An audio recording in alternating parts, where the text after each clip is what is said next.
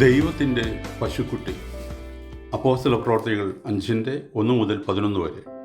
ചിന്തയ്ക്കായിട്ട് 10-ാം വാക്യം. ഉടനെ അവൾ അവൻ്റെ കാൽക്കൽ വീണു, പ്രാണനെ വിട്ടു. ബാലിക്കാർ അകത്ത് വന്ന് അവൾ മരിച്ചു എന്ന് കണ്ടു. പുറത്തു കൊണ്ടുപോയി ഭർത്താവിൻ്റെ അരികെ കുഴിച്ചിട്ടു. ലക്ഷണമൊത്ത ഒരു സുന്ദരിയായിരുന്നു കണ്ണമ്മ. വെളുപ്പും ചുമപ്പും കലർന്ന ആ പുള്ളിപ്പശുവിൻ്റെ കന്നിപ്രസവം അടുത്തു.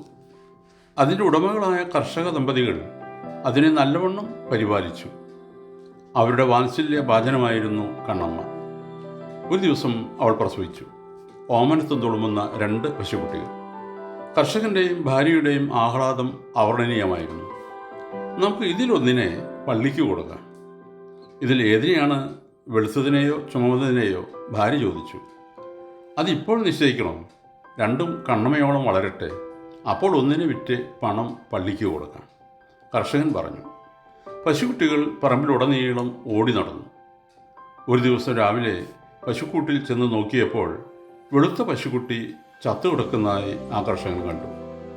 അയാൾ ഓടി അടുക്കളയിൽ ചെന്ന് ആ സങ്കട വാർത്ത ഭാര്യയെ അറിയിച്ചു. ദൈവത്തിൻ്റെ പശുക്കുട്ടി ചത്തു. കർഷകൻ നെടുവീർപ്പെട്ടു. ഏതിനെയാണ് കൊടുക്കുന്നതെന്ന് നാം നിശ്ചയിച്ചിരുന്നില്ലല്ലോ, പിന്നെ എങ്ങനെയാണ് ദൈവത്തിൻ്റെ പശുക്കുട്ടിയാണ് ചത്തതെന്ന് പറയുക? ഭാര്യ ചോദിച്ചു. അതെ, ആ വെളുത്തതിനെ കൊടുക്കാമെന്നാണ് എൻ്റെ മനസ്സിൽ കരുതിയിരുന്നത്, കർഷകൻ മറുപടി പറഞ്ഞു. ഈ കഥയിലെ കർഷകനെപ്പോലെ ദൈവത്തോട് ചെയ്യുന്ന പ്രതിജ്ഞയിൽ നിന്ന് കാലുമാറുന്നവരാണ് മിക്ക മനുഷ്യരും. ഈ കാലുമാറ്റത്തിൻ്റെ പിന്നിലുള്ള യാഥാർത്ഥ്യങ്ങളെ വിശകലനം ചെയ്യുമ്പോൾ നമ്മുടെ ജീവിത സമർപ്പണത്തിൻ്റെ പൊള്ളത്തരം വ്യക്തമാകും. തങ്ങൾ സമ്പാദിക്കുന്നതിൻ്റെ 10-1 ദൈവത്തിന് കൊടുക്കണമെന്ന് യഹൂദന്മാരുടെ മാത്രമല്ല ക്രൈസ്തവരുടെയും മതനിയമങ്ങൾ അനുശാസിക്കുന്നുണ്ട്. അതായത് സമ്പാദ്യത്തിൻ്റെ 10% ദൈവത്തിന് നിവേദിക്കണം. ബാക്കിയുള്ള 90% സ്വന്തം കീശയിലോ ബാങ്കിലോ നിക്ഷേപിക്കാം. ആ 90%-ൽ ദൈവത്തിന് കാര്യമൊന്നുമില്ലെന്നാണ് പലരും കരുതുന്നത്. സമ്പാദ്യത്തിൻ്റെ മാത്രമല്ല, ജീവിതത്തിൻ്റെ തന്നെ 10% മാത്രം ദൈവത്തിന് സമർപ്പിക്കുകയും ബാക്കി 90%-ൽ ദൈവത്തെ പ്രവേശിപ്പിക്കാതിരിക്കുകയും ചെയ്യുന്നവരായിരിക്കും നമ്മിൽ പലരും. നമ്മുടെ സമയത്തിൻ്റെ 10% പള്ളിയിലോ ക്ഷേത്രത്തിലോ പോകാൻ നീക്കിവെച്ചു എന്ന് വരാം. ബാക്കിയുള്ള 90%-ൽ ദൈവത്തെ അടുപ്പിക്കുകയില്ല. ഇങ്ങനെ പോകുന്നു നമ്മുടെ 10-1 ഭക്തി. ജീവിതത്തിൻ്റെ 10% മാത്രമല്ല, 100% ദൈവത്തിന് സമർപ്പിക്കണം. ഭാഗികമായ സമർപ്പണം കൊണ്ട് നാം തൃപ്തിപ്പെട്ടുകൂടാ.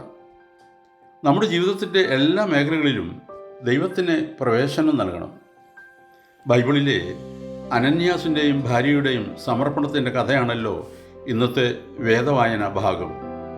ക്രിസ്തു ശിഷ്യന്മാർ ആരംഭിച്ച ദൈവരാജ്യ പ്രസ്ഥാനത്തിൽ ചേരാൻ ആ ദമ്പതികൾ ആഗ്രഹിച്ചു. തങ്ങൾക്കുള്ളതെല്ലാം വിറ്റുകിട്ടിയ ദ്രവ്യം ശിഷ്യന്മാരുടെ മുമ്പിൽ സമർപ്പിക്കുവാൻ അവർ തീരുമാനിച്ചു. ക്രിസ്തുവിൻ്റെ അനുയായികൾ ആരംഭിച്ച പുതിയ പ്രസ്ഥാനം ഒരു വേള പരാജയപ്പെട്ടാൽ പട്ടിണിയിലാകരുതല്ലോ എന്ന് വിചാരിച്ചായിരിക്കാം അവർ ആ ദ്രവ്യത്തിൽ ഒരു പങ്ക് മാറ്റിവെച്ച ശേഷം ബാക്കി ശിഷ്യന്മാർക്ക് സമർപ്പിക്കാമെന്ന് വിചാരിച്ചത്. നമ്മിൽ പലരും ചെയ്യുന്നത് പോലെ ദൈവത്തിൽ നിന്ന് ഒരു പങ്ക് ഒളിച്ചു വയ്ക്കുവാൻ അവരും ആഗ്രഹിച്ചു. പക്ഷേ അവരുടെ കഥ അതോടെ അവസാനിക്കുകയാണ് ചെയ്തത്. ദൈവത്തിന് സമർപ്പിക്കാത്തത് ഒന്നും നമ്മുടെ ജീവിതത്തിൽ ഉണ്ടായിരിക്കരുത്. ഓർക്കണമേ, നിങ്ങളെ തന്നെ ദാനം ചെയ്യുമ്പോഴാണ് ധർമ്മദാനം സത്യസന്ധമാകുന്നത്. മത്തായി എഴുതിയ സുവിശേഷം 7:12. മനുഷ്യർ നിങ്ങൾക്ക് ചെയ്യണം എന്ന് നിങ്ങൾ ഇച്ഛിക്കുന്നതൊക്കെയും നിങ്ങൾ അവർക്കും ചെയ്യുകയും. ദൈവം അനുഗ്രഹിക്കട്ടെ. പ്രാർത്ഥനയോടെ കർത്തൃശുശ്രൂഷയിൽ എളിയ ദാസൻ.